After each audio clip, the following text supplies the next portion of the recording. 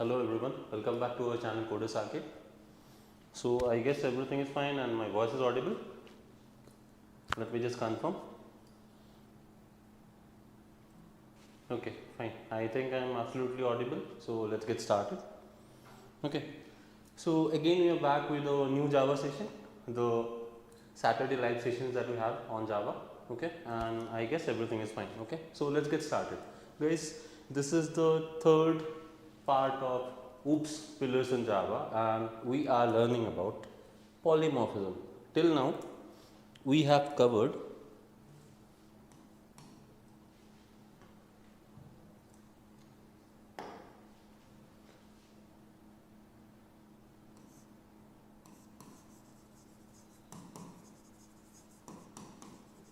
abstraction, we have covered inheritance,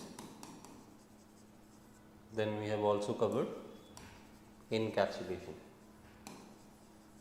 Okay, these three have already been covered in our previous live sessions. I hope you have watched them and you have understood them from scratch, and if you have any doubts regarding them, I have already told you to feel free and ask your doubts, share all your doubts so that we can go ahead and understand what was the doubt and we can solve your query. Okay, so in this video we will be learning about the fourth pillar, which is polymorphism.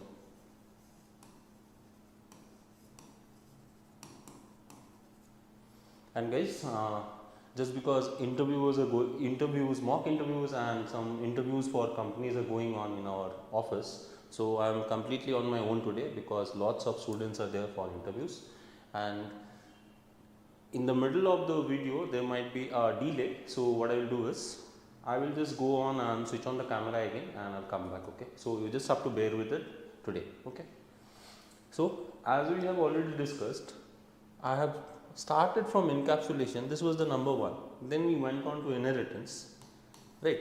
After that, I told you that inheritance, the multiple inheritance, this is not directly supported in Java, right? Correct. We had already discussed about this, and the meaning being, suppose I have a class called animal. I am telling you the meaning here. Okay, I have a class called animal, and here I have two different kind of classes. Say I have a class called cat, and I have a class called what? Say rat, for example. Okay, now this is a separate class which is inheriting from this class. This is a separate class which is inheriting from the animal class. They are both different kind of animals, correct? Now Java directly doesn't support something like what to say, creating a object or a child which inherits directly from this two. We have already discussed about that. If you are knowing this, we have already discussed about this in the previous classes, correct? Java, a class cannot extend multiple classes, C1, C2. This is actually not allowed in Java. You guys know that, right? We have discussed about this already. Because, can anyone tell me the problem? What was the real problem behind this? Why can't we actually inherit multiple classes in Java? Why did the builders or the developers of Java, the person who built it, say, let's talk about him only, James Gosling.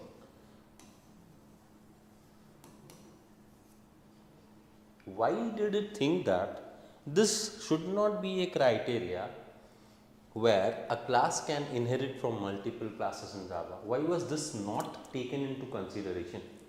What might have been the problem? Can you tell me? It's very simple, and this is actually called the, guys, you might not get this in the interviews, but you never know. Some interviewer might be crazy and he might be asking you this question. Okay, there is something called a diamond problem. And many of the developers currently working also might not know about this. Okay, there is something called the diamond problem. What that means is, I will tell you now. Just see. Suppose a cat has a function called make sound or a method. Similarly, the rat has a method called make sound. Okay. So, in this case, the cat will have something like a sound like meow. Correct. The sound that the cat makes. Normally, we tell it like this. And for a rat, it can be anything. Say I am writing CHI, something like this. Correct. So, now suppose I am creating another subclass here, anything XYZ, which is actually inheriting the data from the cat also and the rat also. Why does Java not allow this? The diamond problem comes here. See, actually this is where the diagram is coming into the picture. I will just highlight this like this. See, this is the animal.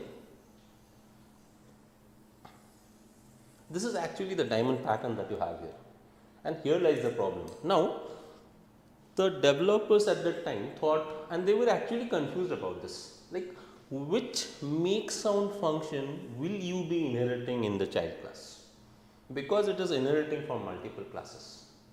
Point? Understood that? I am saying that now this XYZ will actually inherit which one? Which one do you call actually? When you create an object of XYZ here, if I create an object here and I say make sound, now which sound will it make? That's a very big problem, right? Will it do this or will it do this? Understood? This is the reason the developers of Java in the beginning did not want this confusion or this ambiguity. Just guys, one moment.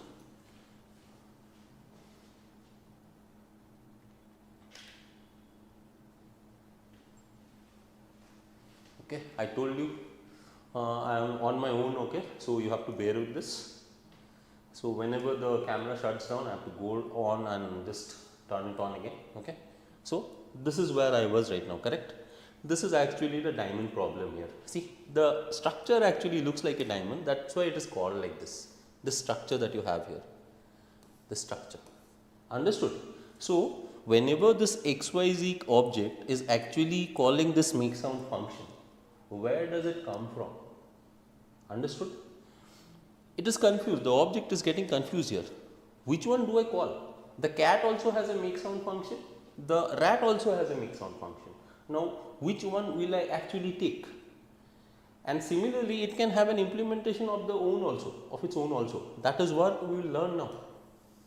When we take something from the parent and implement that into your own class, that is called overriding. That is a type of polymorphism. We will learn about that right now. Okay. So that is where comes this diamond problem. I hope you have understood this. Okay. Let me just give you a clearer picture.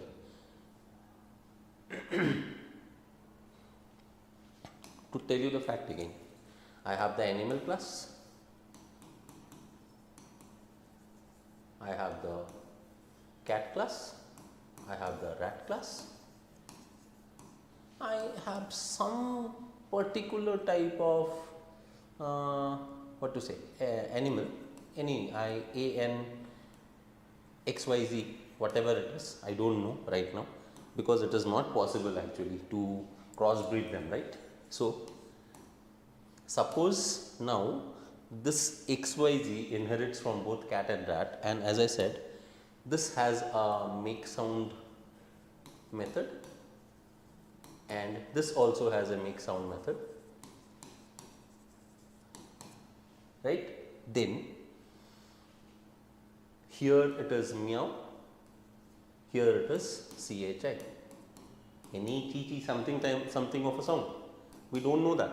Now, when I create the object XYZ obj is equal to new XYZ by the constructor, then if I say obj dot make sound,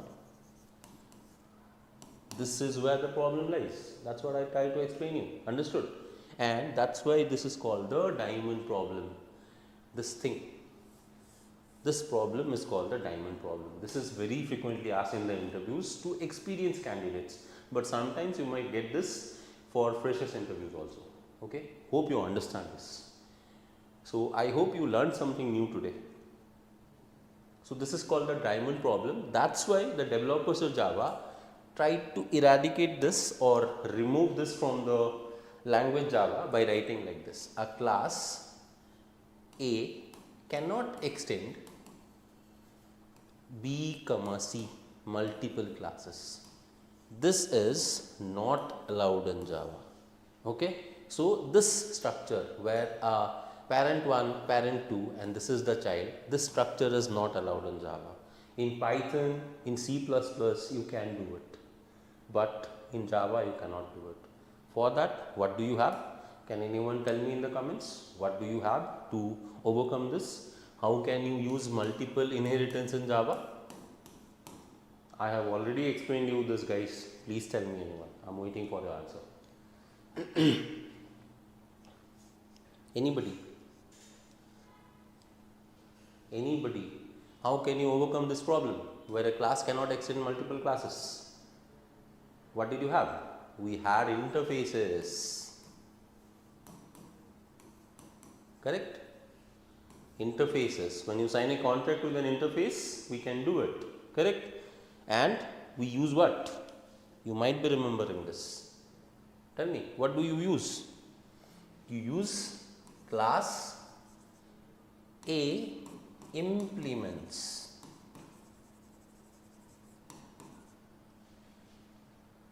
B, C. This is absolutely fine, no problem at all. Okay. Sometimes you can have this kind of a syntax also. Say class A extends B. This is a class. Okay. Only extends is written in front of a class. Correct. And comma, or I cannot give comma, implements C, D, E, it doesn't matter. Understood? So these are the two syntaxes that you have to be very clear about, guys. Please remember that. Please remember that. And one more thing, before I even go on to the further things, you guys are not subscribing, you're just watching and going off. This is really not good. Please make sure you understand the thing. See, if you have any feedback about the videos, you can tell us in the comment section. The comment section is all yours. I need subscribers, guys. That is how we get motivated. And I bet on this, as soon as our interviews are done and we are actually done with our busy schedule, I will be coming live daily with Java advanced concepts, and after that we will be starting with data structures and algorithms. This is my promise to you. You don't have to worry about that. Okay. For the time being, I need people to motivate us by subscribing. That is what I need. And that's hardly a very simple thing for you to do. You can just click on the subscribe button, that's all, right? Because anyways we can see that in our statistics we have seen that out of 100%, only 20% are actually subscribing and the rest 80% are not. So this does not motivate anyone to go on with the videos, right? So please guys, I am requesting you again, please subscribe to our channel, and we are actually doing everything in our hands to bring better content to you. And at the same time, we are actually tying up with lots of companies for placements. So those who are actually 2024 graduates, for them also we have placements, and also for the freshers. Okay, so it's a win-win situation for everyone. Please make sure you subscribe to our channel. Thank you for all your help and support, and those who are already with us, I really thank you for it. And we are already a family of around 48.5k guys, and real thanks to people for subscribing and learning from us. And hopefully by the next month we'll be a family of 50k. Fingers crossed. Okay, so let's get started again.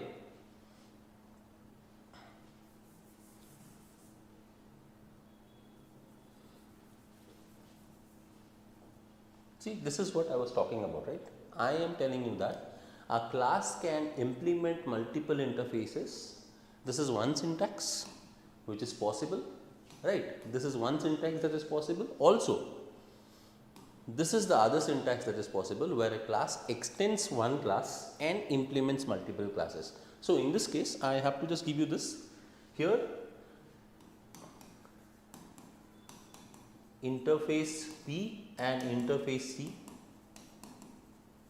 are the two interfaces, and in this case, this two, it can be multiple, guys. These are the interfaces, and this is what? This is the class. Fine.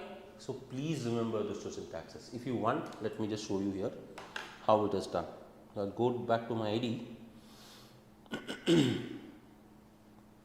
Yeah, Dhanu says very good explaining, sir. Thank you for that, and please be in touch and please be asking all your doubts that you have.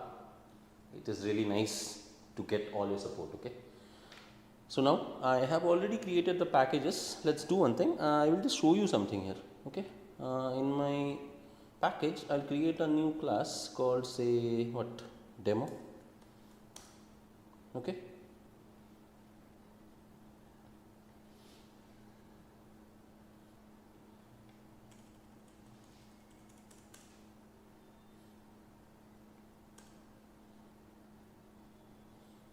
Or else let me move it to this one, say basics. Fine, let me move it here, refactor.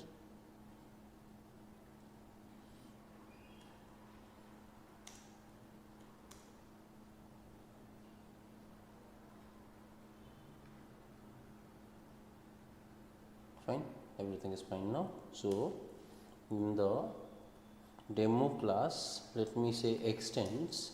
Say, what can I take? In the basics, I have lots of classes. So what I will do? I will take, let's take what? I can take animal from here, okay? And comma. I'm just trying to show you that syntax, guys. And I'm saying implements. See, there is no problem here. I can implement runnable. I can implement, guys.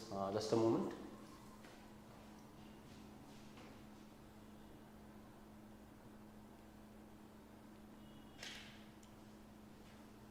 Okay, so hope I'm back. Jack says volume is very low, so yeah, I hope I'm audible now.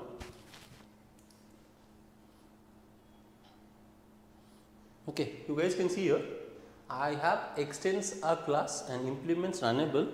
There are lots of interfaces that you can talk about. I have serializable, I have lots of other interfaces. See, in this way you can implement lots of interfaces. We had created our own interfaces like music player, all those things you can take. Whatever you want, you can take. See, member, it doesn't matter. Here, the thing is that you were signing a contract with these interfaces, right? So all the methods that you have inside, you have to implement there, right? We have already discussed that. So what I will do, hover over this and implement the methods. See, whatever methods that we have in those interfaces, we have to implement them in our class demo. So now if I click on this, see, there is no error. So this syntax is valid. Hope you have understood this now. A class can extend only one class, but it can implement multiple interfaces, provided, because you were signing a contract with these interfaces, you have to implement the methods, the empty methods in those interfaces into your class. And because you are doing this, you have to use this annotation override. Please remember that. Okay. So now I hope inheritance is very clear and you have understood all the concepts about it. Now let's do one thing. Now let's go on to polymorphism. Okay.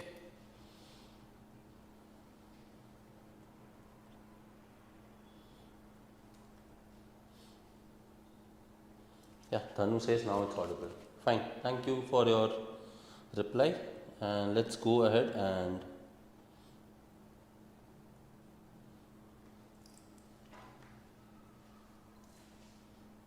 go on to polymorphism.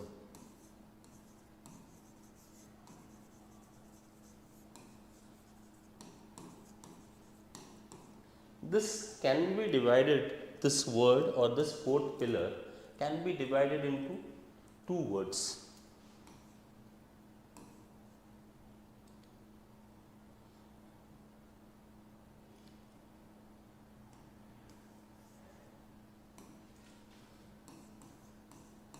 Poly plus morph. Okay. So poly means what? Poly means many. Morph means what? Forms or shapes. In terms of programming, in terms of Java, you can say that the process by which a same name method can behave differently under different scenarios. That is called polymorphism. Let's not talk directly about the code, let's talk about real time examples. Suppose myself,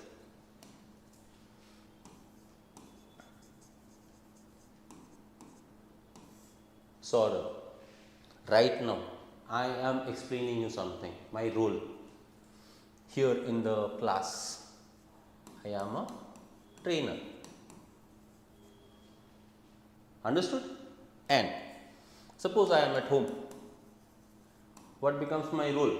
I will be a son. I can be a brother. Right? And suppose I am at a restaurant. What will be my role? I will actually be a customer. Understand it?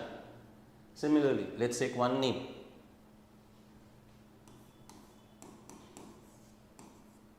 For example, in the class, she can be a student. Suppose in office, she can be an employee. Got it? And at home, she can be a daughter. Similarly, in the restaurant, she can be a customer. The main point that I want to show you is the person changing, guys? Is the person changing? The entity or the person? Not changing at all. Only the role is changing. The role. The character played by the person is changing. The role is changing. Got it? The same entity has different roles. Understood? This is actually polymorphism. Similarly, the same entity has different roles. In the class, she is a student. In the office, she is an employee. At home, she is a daughter. Understood? So, the person is not changing, the role is changing. Similarly, in terms of code, we can define it like this.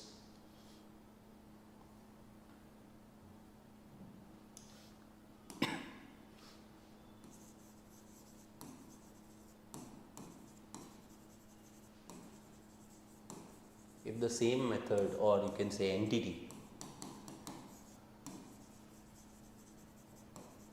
behaves differently under different scenarios or circumstances, it is called polymorphism.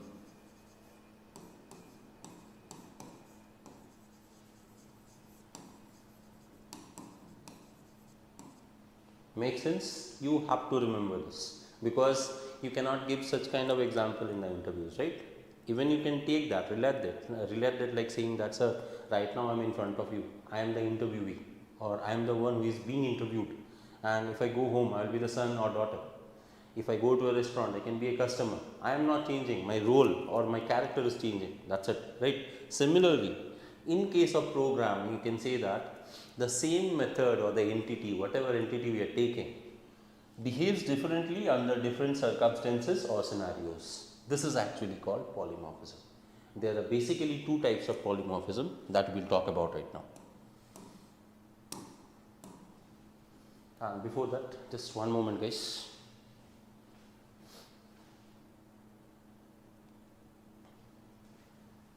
Okay, I just wanted to reset the counter of the camera. So,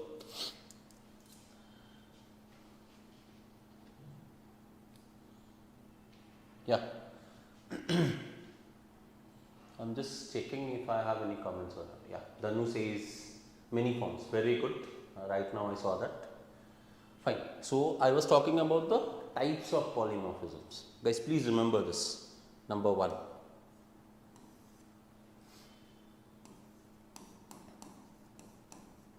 static,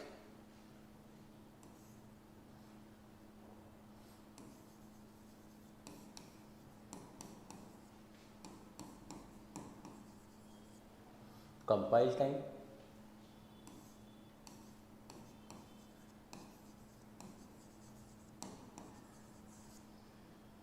overloading.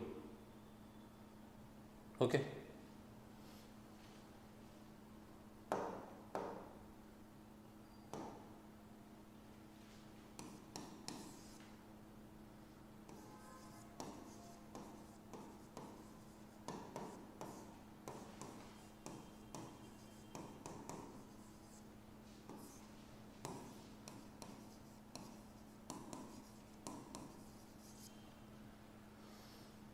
Static, compile time, overloading, absolutely the same thing. Don't get confused. They are actually the same type of polymorphism. Okay. And actually, one thing nobody tells you, it should be understood and remembered in a very good way. This actually happens in the same class. Okay, please remember this. And dynamic runtime overriding. For this to happen, this has to happen in multiple classes.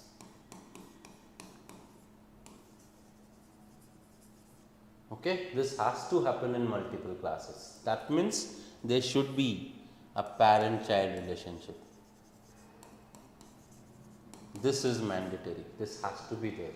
Okay, so please remember this. It will be very easy to understand this.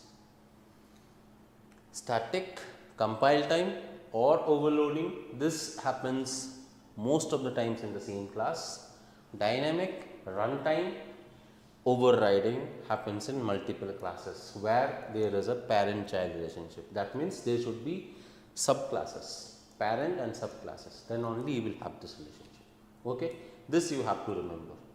Okay, and let's take examples to understand them better. Okay.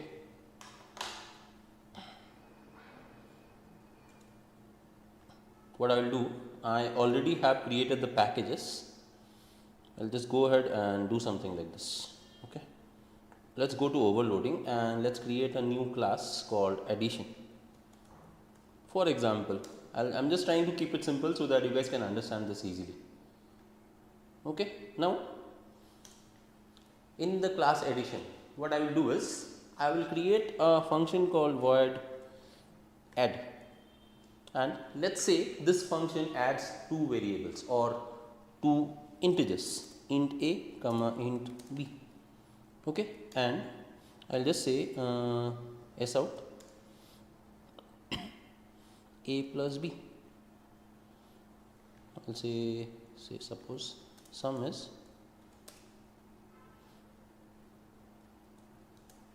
plus, and let me give a bracket to be on the safer side so that we can concatenate that like this.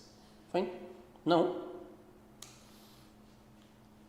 in the class addition, I have a method called add which adds two integers a and b. This is very simple and there is nothing to explain in this. Now what I will do, I will create one more function called add, and here what I will do is, let's try to replicate the same thing, or else let's do one thing. I'll just copy this. That way it will be even better. I'll copy this and paste it here. What do you see? The same name method cannot exist inside the same class, provided it has the same definition and structure. It is never possible. Okay? Understood, right? I hope you have understood this. There should not be any confusion in your mind. If there is any, then just remember this: the same name method cannot exist inside the same class, because why? The definition is same. Then your JVM or the compiler says, why do you need two same name methods with the same name and the same structure which is doing the same task? Obvious, right? Then what do? You can overload the definition to make it behave in a different way. This has a different role to play, this has a different role to play. That can be done, but remember, the same name with the same structure cannot exist. Okay, so what you can do is, say suppose this one takes 3 arguments. I'll say int c. Okay, now I'm just saying a plus b plus c. See, even though the name of the method is same, because the structure is different, this is allowed by the JVM or the Java virtual machine. Beautiful, right? Because they are serving a different purpose. Understood? So this is called overloading. Static, compile time or overloading. This has to be in the same class. Guys, if you are coming from Python or any other language, the overloading concept is a little bit different. This is existing, this thing will exist, but along with that you will have a different idea of overloading. In Python it is completely different. So don't get confused with the overloading of Python, because there is something called operator overloading also. That is very strictly unfollowed in Java. It is not strictly followed in Java, because you can do many different things in Python that cannot be done in Java, because that is a dynamically typed language. Java is not a dynamically typed language, right? We have to decide that parameter data type. So please remember the concept properly. So in Java, let us focus on Java right now. I will say that same name methods can only exist inside the same class only if they have the different structure. So how did you make the structure different?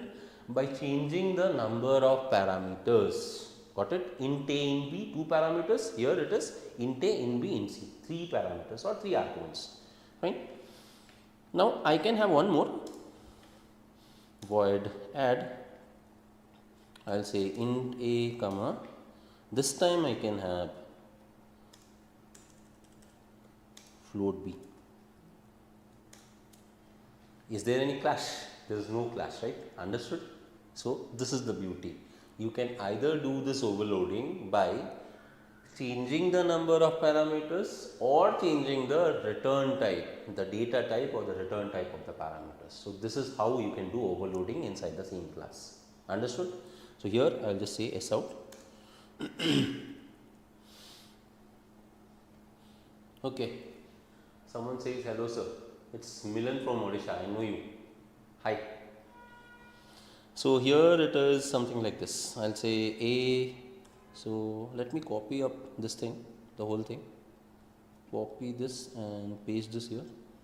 A plus b, something like that. This is okay. Understood, right, guys?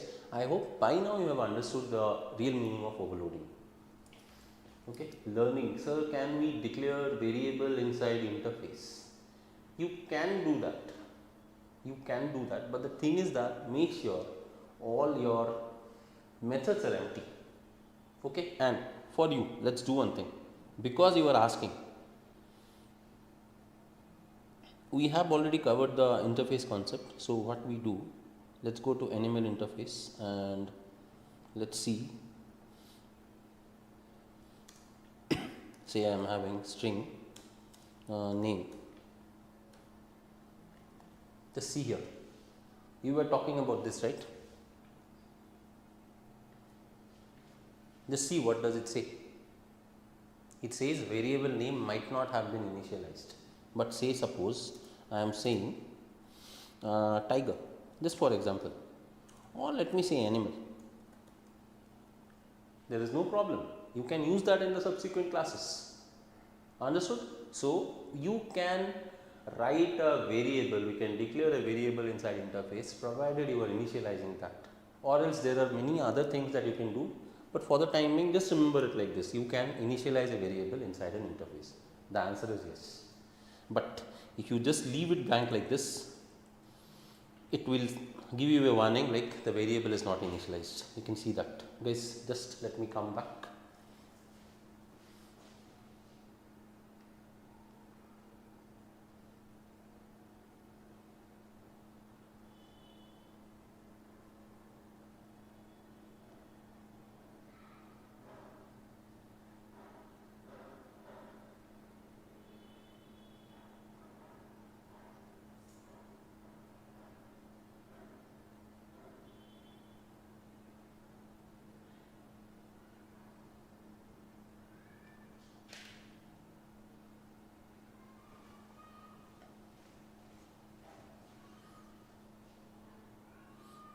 I hope I am live now. So just a moment guys, one more thing. Actually I am totally on my own.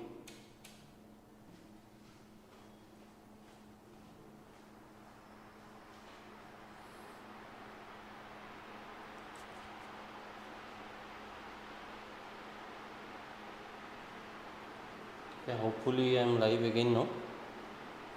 Yep, I am live again. I can verify that. So what I said, as I said, if you don't initialize this interface, then initialize this variable, then it will be a problem. But if you initialize it, there is no problem. Got it? So yes, we can initialize a variable inside an interface, and we can use that in the subsequent classes, whichever implements this interface, doesn't matter. And so now let's go back here and try to understand this again. Where were we? We were in the add function or the add method in the addition class. Okay, we are talking about overloading. Okay, overloading.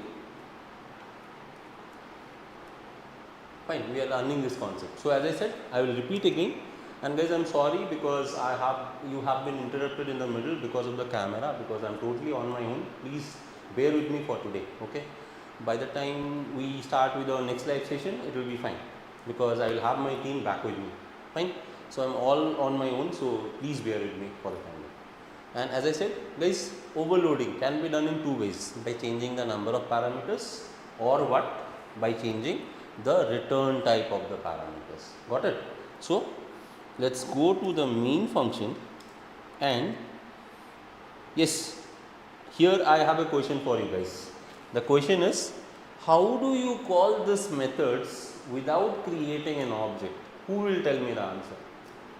Because normally what we do, we call the class object is equal to new class name, then obj dot, I can call the methods add, anyone I can call.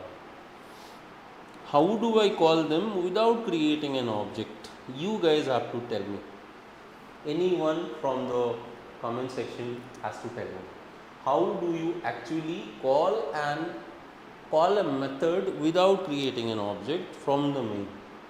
You have to tell me. Let's see who tells me the answer.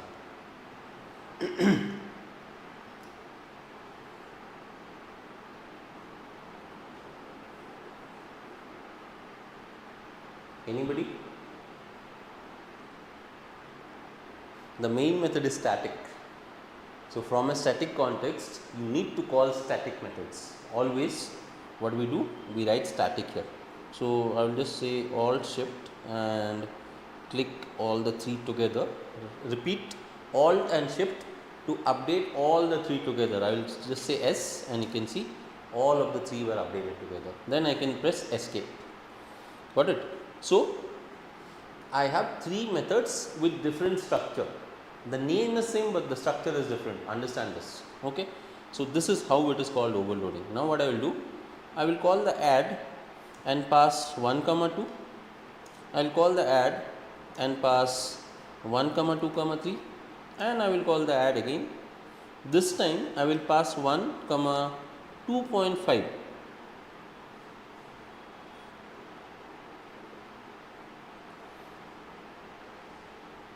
See, here is also one catch. We have already discussed this before.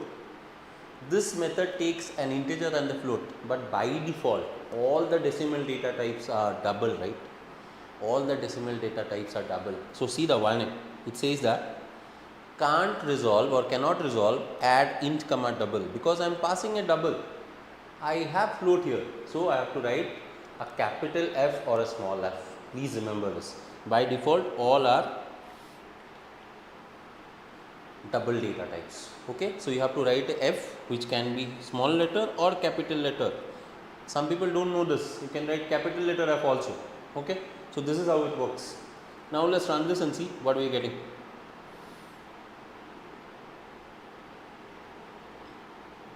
See, understood this?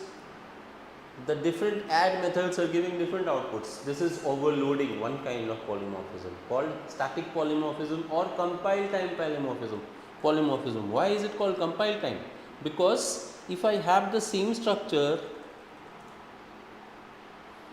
it will throw an error. Why are you having the two methods with the same structure? It cannot be. Understood this? That is why it is called compile time. It will throw a compilation error. That is why it is called compile time. So, three names: static, compile time, or overloading. Please remember that, okay? Please remember that.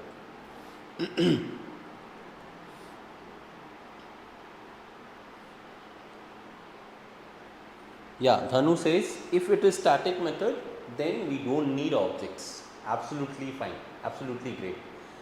This means that you are really following and learning. Thank you, Dhanu. Okay, so I hope now you have understood about overloading. So let me just recap one thing, and after that we can go on to overriding. Okay.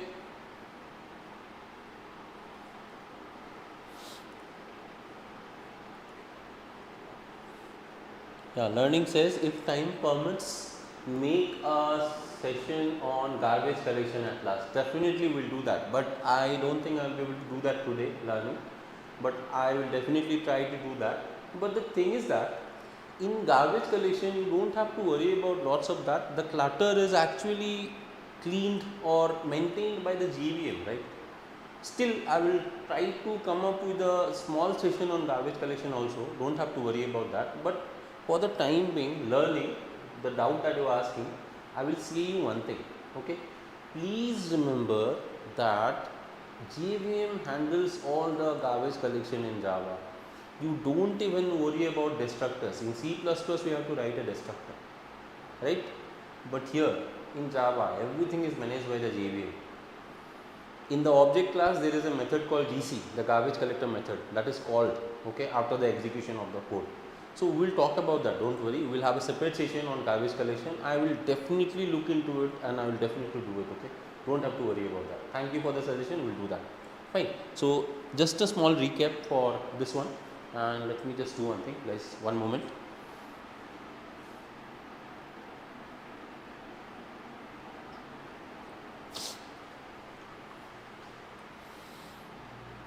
Just a small recap. So as I said, overloading.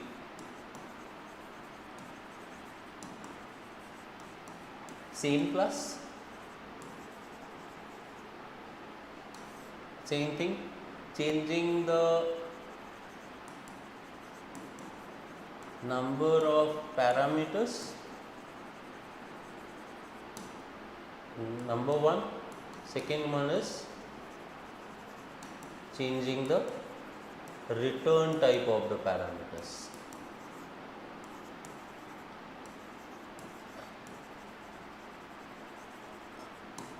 And benefit, you can have a same name method. This is the benefit. Okay, this is simple terms of overloading. Hope you have understood this. Now let's go to overriding. So what I will do, I will take a very simple example so that you can understand this very easily. Okay. So let's take something like this. Guys, RBI has some guidelines, right? Reserve Bank of India has some guidelines. According to the guidelines, let's say that RBI has a rate of interest of what? Say 6.5%. Okay, but all the banks who are actually under the guidelines of RBI, do you think they all follow this only for the loan rates? The interest rates for loans for all the banks is different, right? See, I am talking about 3 or 4 banks. Say I have SBI, I have ICICI, I have HDFC. Do you think they all have the same norms or the same values, 6.5? This can have 6.9, ICICI can have 6.8, and HDFC can have 7.1. It can be anything, right? But they are following the same thing. The principle is followed from here only, right? So this is a simple example of what?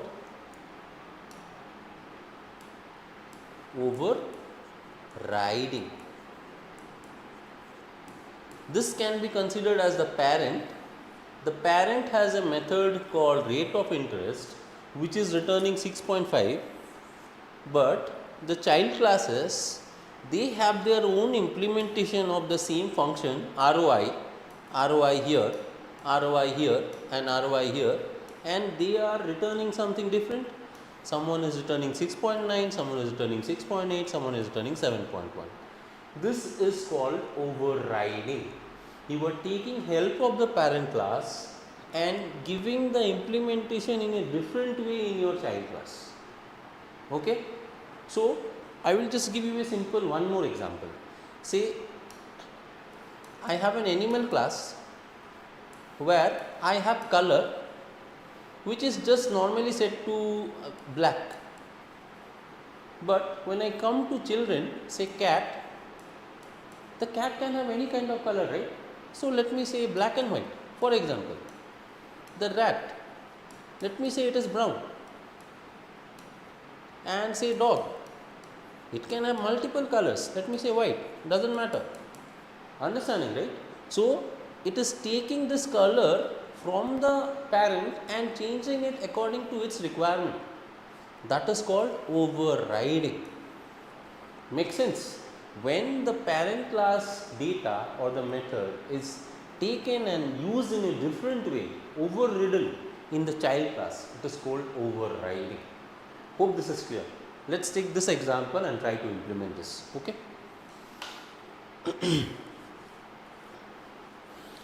Learning says, sir, add all the code in GitHub. Definitely I will be doing that. And at the same time, one session will be on a little bit demo on Git, how Git works. If you need that, tell me, I will do it. If you don't need, I will just give you the link of GitHub. Which one do you want? Do you want a live session of Git or do you want only the GitHub link? You tell me, I will do that. Okay, as learning says. If you need a small session on Git also along with Java, I will do that in the next session, not today, because of the time constraints also, and also because I am alone, so I will not be able to handle everything together. But if you really need a small session on Git and the introduction and also how to store the data in the GitHub repository by using Git commands, if you need that, I will do that in front of you. Okay? If you only need that, otherwise no. Otherwise I will just go on with Java and give you the GitHub link of all the codes. Fine? And I will create a public repository called Sarkar and I will do it. Fine. So, let's talk about overriding with an example.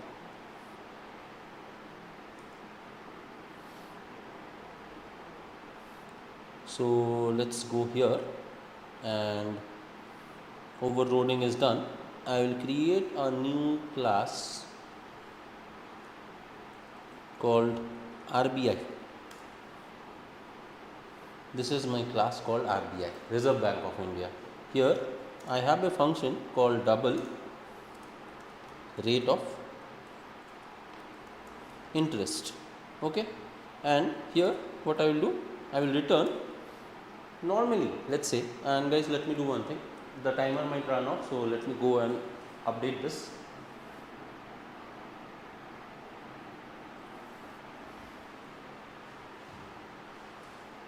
Okay, so returning say 6.5%. Understood? And now let's take three child classes or child banks. Class say SBI and it extends our RBI. Okay, suppose if I have the same function here, see the meaning. If I return super dot rate of interest, it will return the value from the super. I don't want that, right? One second, guys.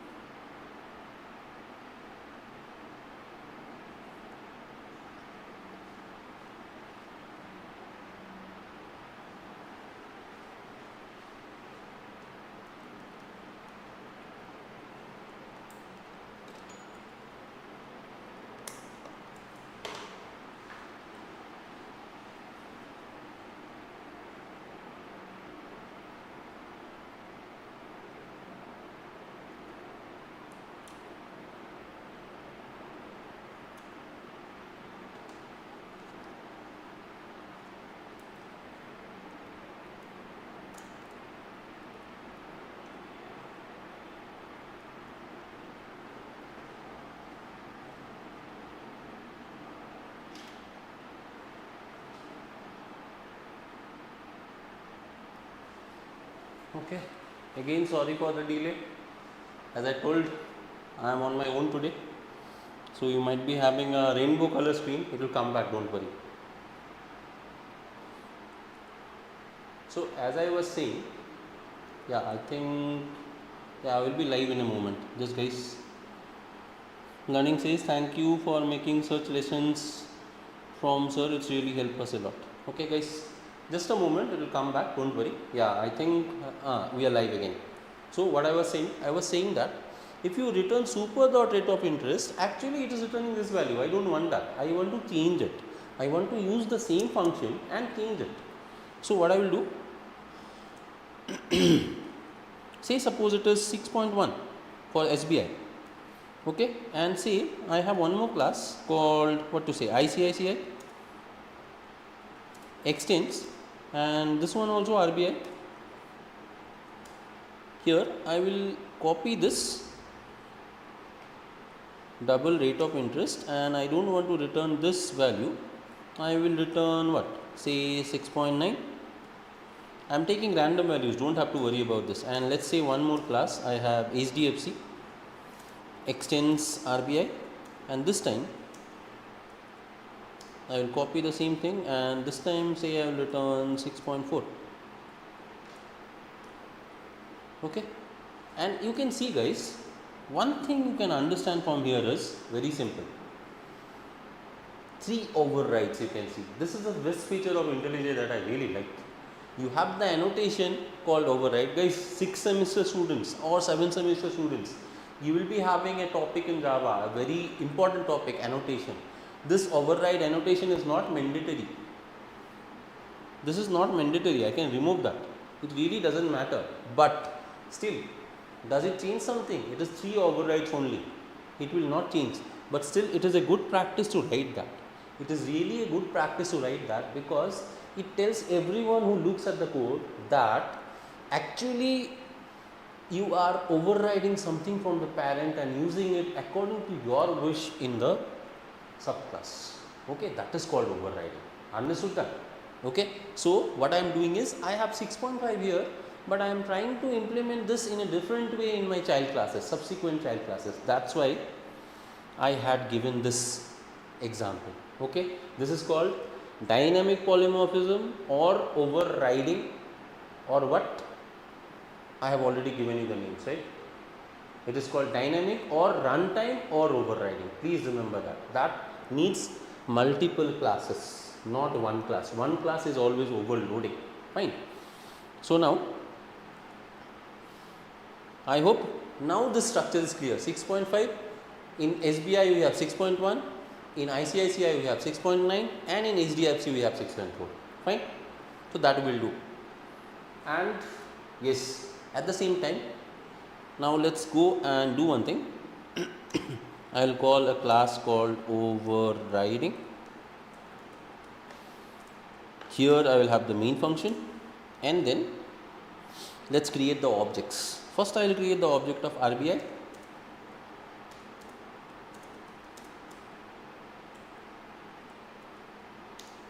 Fine. And similarly, let's create all the objects. HDFC is equal to new HDFC. SBI is equal to new SBI. Similarly, one more was ICICI, right? ICICI is equal to new ICICI. Fine. Now let's call all of them S out. The rate of interest of R. So this much part I will copy.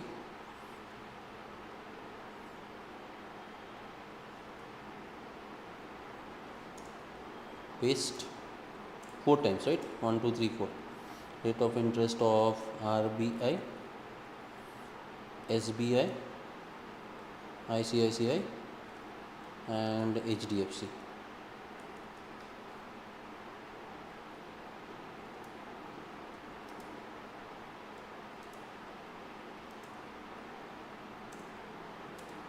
I will just use concatenation.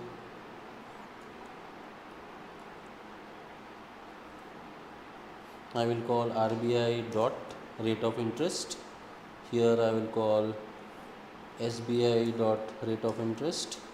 Here I will call what, ICICI dot rate of interest, and the last one will be HDFC dot rate of interest. Okay, let's run this and see what we are getting. Okay, you're getting the value 6.5, 6.1. See, now you can easily understand. The parent class had 6.5, the child classes had their own implementations which are 6.1, 6.9 and 6.4. Okay, so for your understanding, let me also concatenate a percentage symbol here. So I'll do this whole thing everywhere. Paste, paste and paste. Okay, now let's run this and see what we're getting. This is better, right? 6.5%, 6.1%, 6.9% and 6.4%. Guys, I think by now you have understood the real meaning of polymorphism.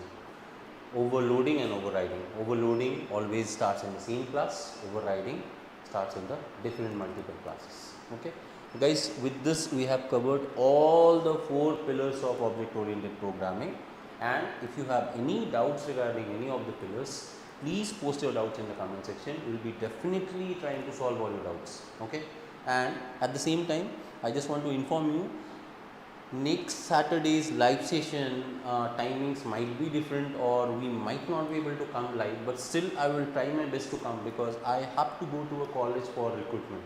Okay, so if I come back early, I will definitely come live. Otherwise, if it's not possible, then we'll come some other day. Okay, but for the time being, it is really nice to have you all people commenting and learning from our live sessions.